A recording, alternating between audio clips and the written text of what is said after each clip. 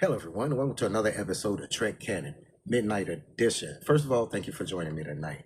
So, there has been a situation in Star Trek that has always perplexed me, kept me up at night, just had me just debating this internally in my head monologue ever since this episode happened, right? Because there's been many situations in Star Trek canon where the captain or the crew has faced some kind of moral or ethical decision based on the situation of the week. But again, none has just kept me up more than this one because this is going to focus on the Star Trek Voyager episode Damon. So for anybody who haven't seen that particular episode, please stop this video because it's going to be filled with spoilers from here on out. But you guys know how I roll.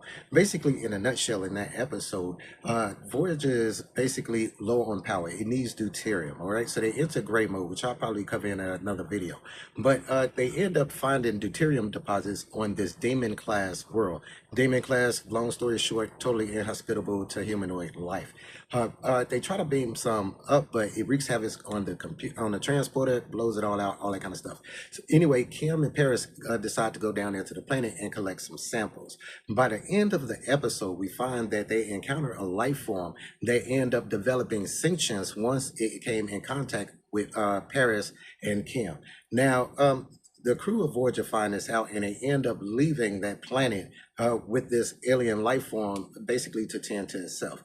Now, the ethical and moral dilemma I have had when it comes to this episode is, first of all, this life form has developed consciousness because of your interference, right? So in effect, you kind of broke the prime directive, all right? Because this life form, not only was it not a sentient life form, had no idea about life existence, who I am, no kind of pondering questions and none of that kind of stuff, right? Until it came in contact with you guys. And because it came in contact with you guys, nature of that life form, it took on not only you guys' appearance, but you guys' memories, wants, dreams, ambitions, all of that. So in effect, you guys knew that this life form would eventually seek to leave this world. Now, in the second parter to Damon called Course of Oblivion, we end up finding out what ends up happening to this life form. Because of the values, ethics, and beliefs, and the dream of space exploration and getting back home that they inherited from the actual Voyager crew, this life form took to space and ends up basically dying. Now, I don't know if that was a genocide of the whole entire race or just a piece of the life form or the life form as a whole, but nonetheless, a life form that had the same values of the Voyager crew and by extension Starfleet. This just bothers me so much. And this is why I will always refer to Captain Janeway as the Dread Pirate Janeway, because in my estimation, the wrong decision was made in this situation.